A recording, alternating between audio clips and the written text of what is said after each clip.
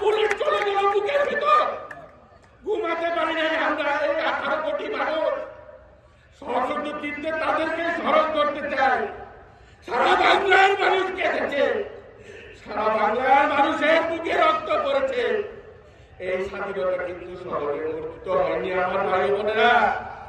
আপনারা দেখেছেন 4 বছরের ছোট্ট শিশু রিয়া, তাকে মারা হয়েছে, অজস্র অজস্র, আমরা জানি না এখন কবে খুঁজে পাওয়া যাচ্ছে। পচে গলে লাশ বের হচ্ছে। পিশাচও তো এটা করতে পারে না ভাই। কতবার ফাঁসি দিবেন শেখ হাসিনাকে, কতবার দিবেন? 57টা সামরিক অফিসারকে ঠান্ডা মাথায় খুন করেছে।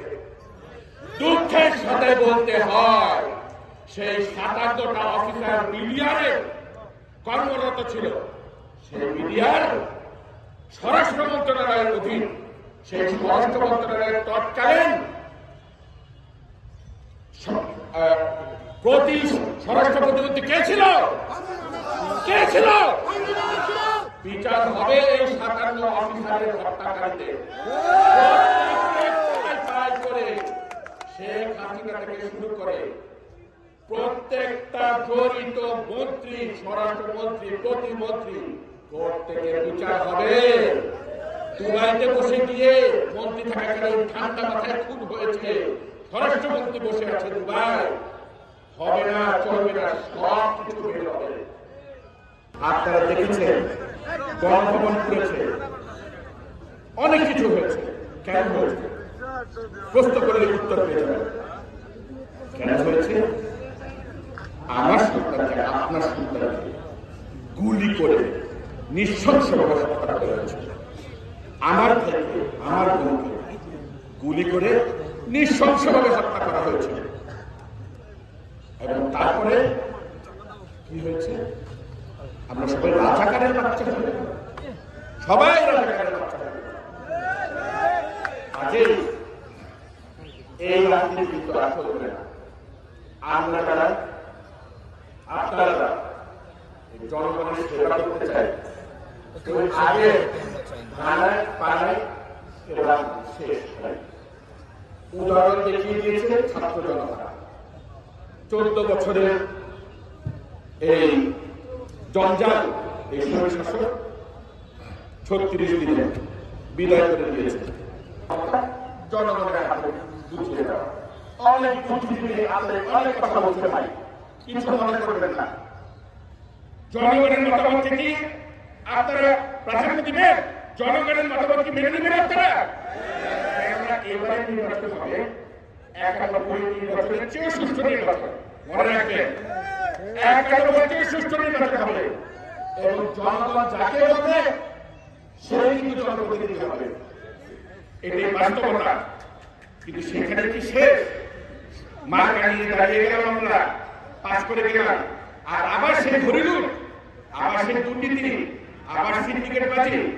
জি না ভাই। তাহলে আবার ওই যে সেই পলায়ন, ওই যে আপনারা দেখতে পাচ্ছেন রাস্তায় কি হচ্ছে, সেগুলো হবে। আপনাদের সবাইকে সাবধান হয়ে যেতে হবে। কাপাসিয়া নেতৃবৃন্দ, কর্মীবৃন্দ, আমি আপনাদের দৃষ্টি আকর্ষণ করেছি, আপনারা এখন পর্যন্ত নেতৃবৃন্দ যে ভূমিকা নিয়েছেন, একটা কোনো মন্দিরে হাত করেনি। যে বড় পুলিশ বাহিনী নির্মমভাবে হত্যা করেছে আমাদের ভাইয়ের বোনদেরকে, সেই থানাও কিন্তু একেবারে অক্ষত। কোন সরকারি স্থাপনা করা হয়নি। চোখের সামনে তাজউদ্দিন আহমেদ সাহেবের যে মূর্তি, কাপাসিয়া বিএনপি অঙ্গ সংগঠনের দায়িত্ব নিয়ে বলছি, কাপাসিয়া বিএনপি এবং অঙ্গ সংগঠনের সারা জেগে পাহারা দিয়েছে। আমরা সহনশীল রাজনীতি করি, জনগণের জন্য রাজনীতি করি। আমার মরহুম পিতা, আপনারা আমি জানি অনেক পছন্দ করার কিছু করেছিল, আমি আপনাদের পাশে আছি। বিভিন্ন অনুপ্রবেশকারী ইতিমধ্যে চেষ্টা করছে বিএনপির সুনাম নষ্ট করার জন্য। আমি কিন্তু প্রতিটি নাম জানি এবং সরকার গঠন আমি পরিষ্কার বলে দিচ্ছি। প্রথমত আপনারা দেখবেন, আমি আমার দলীয় সাংগঠনিক ব্যবস্থা যদি আমি প্রমাণ পাই আমি নেই কিনা সেটা আপনারা অবিলম্বে দেখতে পারবেন। করেছি তাদের তালিকা দেব, সেটা যে দলের যে অনুপ্রবেশকারী যে দলের আমরা তালিকা দিব এবং সেই অনুযায়ী ব্যবস্থা হবে।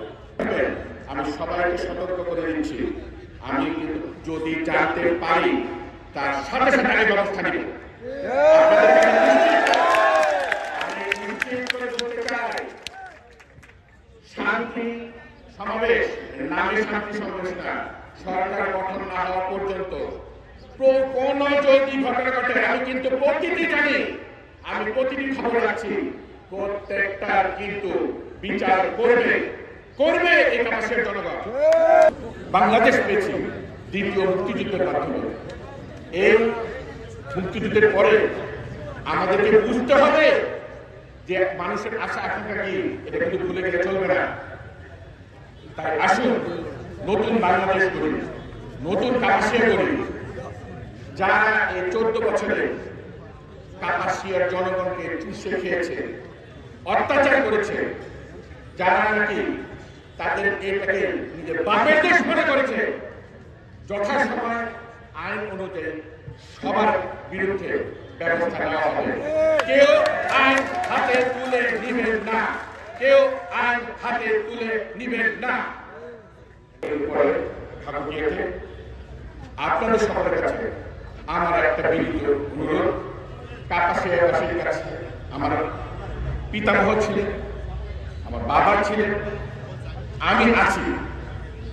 আমাকে আপনারা যদি আমাদের পাশে রাখেন, আমি আমার শরীরের শেষ রক্তবিন্দু দিয়ে হলেও আপনাদের জন্য আমি কাজ করে যাব ইনশাআল্লাহ।